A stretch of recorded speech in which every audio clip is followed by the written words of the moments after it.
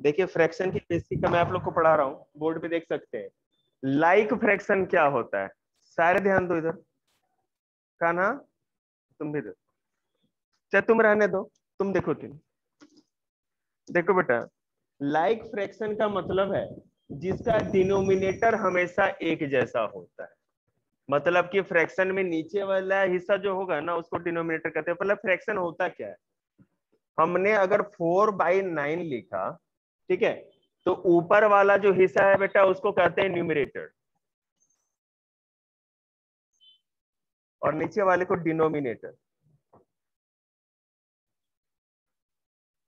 ठीक, इतना तो समझ में आ गया। ऊपर न्यूमरेटर, नीचे वाला डिनोमिनेटर, ठीक है। अब लाइक फ्रैक्शन वो फ्रैक्शन होता है जिसमें डिनोमिनेटर हमेशा सारे फ्रैक्शन में एक ही हो, सेम हो। तो 2/9, 3/9, 4/9 एंड 5/9 सब में डिनोमिनेटर सेम है ना। अपनी आवाज आ रही है ना बेटा आपको। उसके बाद अनलाइक फ्रैक्शन का मतलब हुआ जिसके सारे कोई भी डिनोमिनेटर, ये सारे डिनोमिनेटर बराबर नहीं। नीचे में देखो, इसमें 2 है, इसमें 7, इसमें 9, इसमें 7, अलग अलग है ना, सारे एक है नहीं है। तो इसका मतलब ये अनलाइक फ्रैक्शन है, ठीक है। तो लाइक जिसके नीचे के डिनोमिनेटर एक जैसे हो, अनलाइक जिसमें नीचे के डिनोमिनेटर एक जैसे नहीं, ठीक है।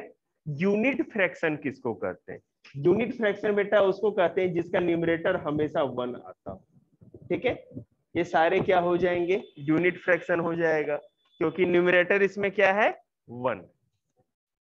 प्रॉपर फ्रैक्शन वो होता है, ठीक है, जिसका डिनोमिनेटर मतलब नीचे वाला हमेशा क्या होगा, बड़ा होगा ऊपर वाले से।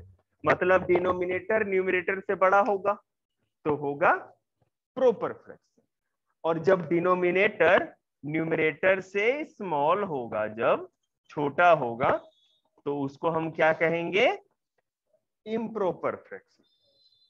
बिल्कुल दिमाग में रखिएगा, फिर से सुन लीजिए। लाइक फ्रैक्शन वो होगा जिसमें नीचे वाले डिनोमिनेटर सारे क्या होंगे, इक्वल होंगे, एक ही होंगे, ठीक है। अनलाइक क्या होगा, जिसमें डिनोमिनेटर एक जैसे नहीं होंगे, अलग अलग होंगे, डिफरेंट टाइप ऑफ डिनोमिनेटर्स होंगे। यूनिट फ्रैक्शन किसको कहेंगे, जिसमें न्यूमरेटर सबके सब जो क्या होंगे, जिसका भी न्यूमरेटर 1 आ जाएगा ना, वो हम उसको क्या कहें, ऊपर वाला 1 आ जाए तो उसको कहेंगे हम लोग यूनिट फ्रैक्शन, ठीक है ना, यूनिट फ्रैक्शन कहेंगे। जब प्रॉपर फ्रैक्शन की बात है, तो जब डिनोमिनेटर अगर ऊपर वाले से बड़ा हो, नीचे वाला ऊपर वाले से बड़ा हो, मतलब कि डिनोमिनेटर जो है न्यूमरेटर से बड़ा होगा, तो हम उसको कहेंगे प्रॉपर फ्रैक्शन। और जब डिनोमिनेटर मतलब कि नीचे वाला न्यूमरेटर से या ऊपर वाले से छोटा होगा, नीचे वाला ऊपर से छोटा होगा, तो हम उसको कहेंगे इम्प्रॉपर फ्रैक्शन। समझ में आ रहा है, आया अवनी? यस सर, आ गया। ठीक है, अब आगे के कॉन्सेप्ट वही हम लिख लेंगे। फिर से देखो, 2/4 का इक्विवेलेंट फ्रैक्शन निकालना है। इक्विवेलेंट फ्रैक्शन का मतलब है, पहले तो इस तरह के क्वेश्चन हम देख लेते हैं। हमें कोई एक फ्रैक्शन दिया जाएगा और कहा जाएगा कि इसके 5, 4, 3, 2 जितने भी पूछे जाए उतने इक्विवेलेंट फ्रैक्शन निकालने हैं। तो हम क्या करेंगे, 1 से तो कभी करते ही नहीं, पहले 2 से ही स्टार्ट करते हैं। तो 2 से ऊपर और नीचे दोनों को मल्टीप्लाई करेंगे, न्यूमरेटर डिनोमिनेटर को। फिर 3 से करेंगे, फिर 4 से करेंगे, फिर 5 से करेंगे, फिर 6 से करेंगे। तो 1, 2, 3, 4, 5 बन गया ना। अब मल्टीप्लाई करो, तो 2 को 2 से करेंगे तो 2 2 जा 4, 2 4 जा 8, ठीक है। 3 2 जा 6, 3 4 जा 12, हो गया। 4 2 जा 8, 4 4 जा 16, 5 2 जा 10, 5 4 जा 20, 6 2 जा 12, 6 4 जा 24, ठीक है। तो हमारे 5 इक्विवेलेंट फ्रैक्शन ऐसे बन गए। अब नहीं आपको समझ में आया ये? Yes sir. ओके, आप लोग चिंता मत करो, ये जो भी मैं कॉन्सेप्ट समझा रहा हूँ इसके ऊपर बुक एक्सरसाइज की एक्सरसाइज आपको मिलेगी, ज्यादा से ज्यादा मेहनत करनी, ठीक है। एक तो ये कॉन्सेप्ट है, तो इक्विवेलेंट फ्रैक्शन मैं कर रहा हूँ रिकॉर्डिंग।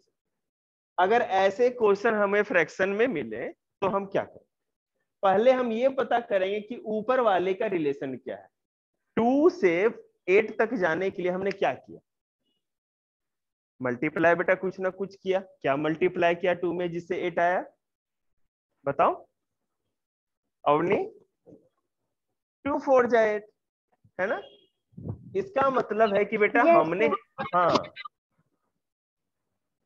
2/7 था, हमें पता है कि यहाँ पर हमें 8 मिल गया है, यहाँ पता नहीं।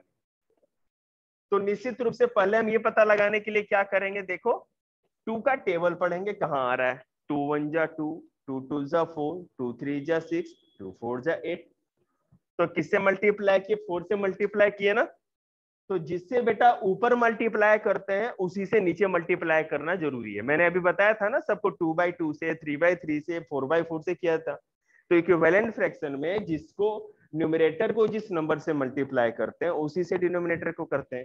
तो हमें ऊपर का तो पता चल गया, तो नीचे भी वही होता है। तो 7 4 जा क्या होता है, तुम बताओ बेटे, 7 4 जा क्या होता है?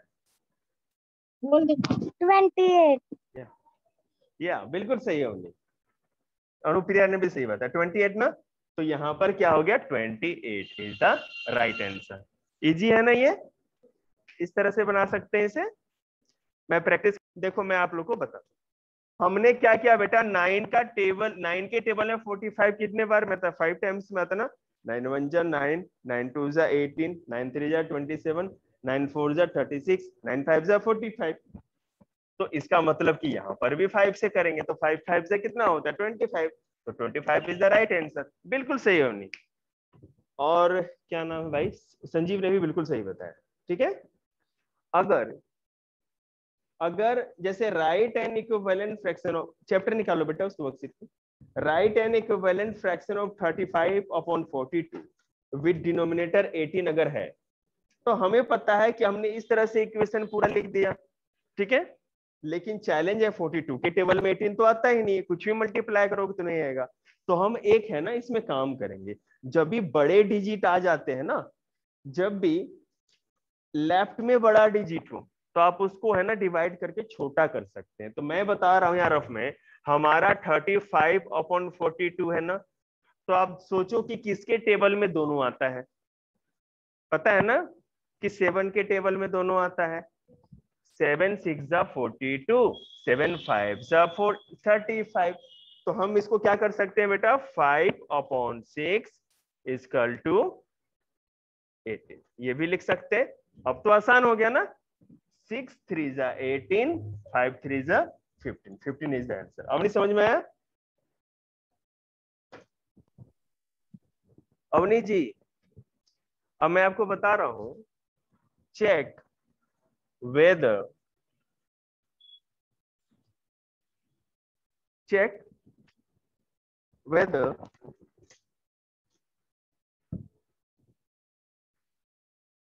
3/7 and 9/21, okay, are equivalent.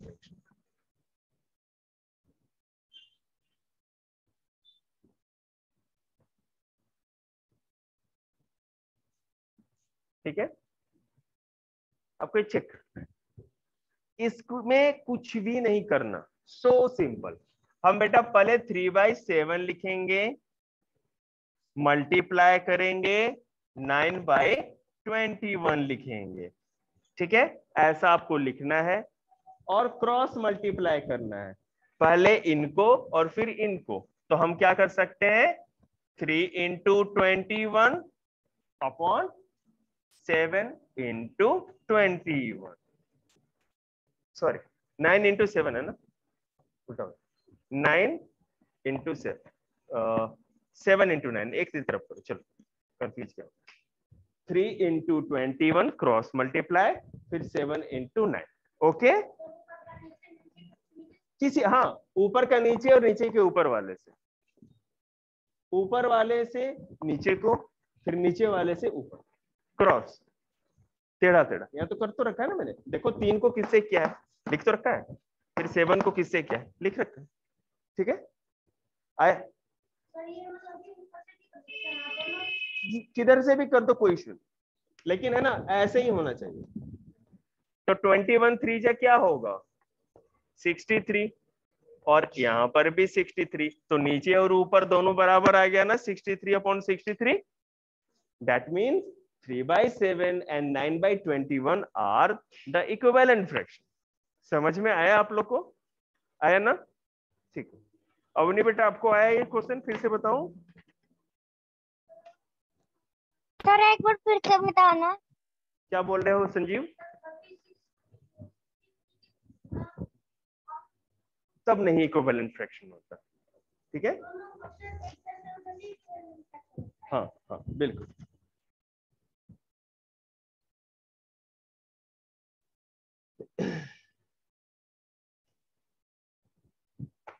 हाँ अवनी आप पूछ रहे थे ना, एक बार फिर से बता दो आपको। ठीक है चलो। जैसे देखो, हमको 12/24 को लोएस्ट टर्म में लेकर के जाना। फिर से देख लो, कोई बात नहीं, कुछ बच्चों को नहीं आ रहा है तो यहाँ पे बड़े में करके दिखाते हैं। 12/24 बेटा सबसे बड़ा तरीका है कि जिस नंबर से दोनों कटता हो, डिवाइड होता है, उस नंबर को लेते हैं, और जितनी बार में टेबल में जाता है हम वो चीज लिख देते हैं कट करके। तो पता है कि 2 6 12 होता है, काट करके 6 लिख दिया। और हमें पता है कि 12 2 24 होता है। अगर बड़ा नंबर आ जाए ना, जैसे 2 के टेबल से बड़ा कोई नंबर आ जाए, तो पता है क्या करेंगे? छोटे बच्चे जिनको नहीं आता, आप ऐसे कर लो, 2 1 2 0, 4 आ गया, 2 2 4 जी, 12 आया ना, तो कट करके 12। इतना समझ में आया? अब क्या करेंगे, 2 के टेबल में 6 कितने बार में, 2 3 6 और 2 6 12 आया ना। अब देखो 3 और 6 किसके टेबल में आता है? दोनों जिसके टेबल में आता हो, 3 के टेबल में आता है ना। 3 1 3, 3 2 6, तो आंसर 1/2 आया। 1/2 आया ना, 1 नहीं आया ना, तो ये लोवेस्ट टर्म नहीं है। अगर 1 आ जाए तो लोवेस्ट टर्म हो जाएगा। ठीक है, अब देखो मैं करके दिखाता हूं। चलो इसका एक दूसरा क्वेश्चन करके दिखाते हैं, और उसमें दोनों पैटर्न आपको करके दिखा देंगे। हमारा क्वेश्चन है 25/36। तो पहले 25 के जितने फैक्टर हैं हम वो लिख सकते हैं।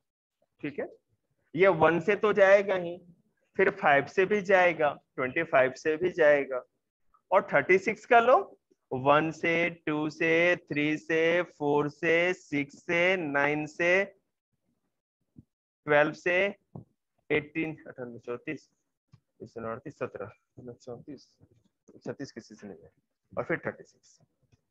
अब देखो इनमें कॉमन क्या है? कॉमन केवल 1 है ना, दोनों में तो 1 ही कॉमन है, और कुछ कॉमन है, तो ये सिंपलेस्ट टर्म हो गया। ठीक है, समझ में आया? इस तरह से भी आप लिख सकते हैं। और नहीं समझ में आया बेटा आपको? 25 के फैक्टर्स लिखने, मतलब 25 किसके किसके टेबल में आता है। 25 सबसे पहले देखो 1 तो सबका फैक्टर होता है, 1 से तो कट ही जाएगा ना, तो 1 तो लिखेंगे। उसके बाद 25 किसके टेबल में आता है? तो 5 के टेबल, और उसके बाद किसी के टेबल में नहीं आता, ये सीधे 25 के टेबल में ही आता है, इसलिए हमने लिख दिया। मैं ये क्यों नहीं बता रहा था? क्योंकि ये मुश्किल था आप लोगों के लिए, इसलिए नहीं बता रहा था मैं।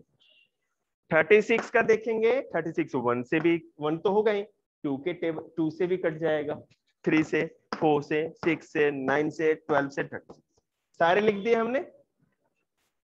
उसके बाद आप कॉमन निकालो, दोनों में बराबर होना चाहिए। 1 इसमें भी है और इसमें भी, उसके बाद कोई भी नंबर बराबर नहीं है।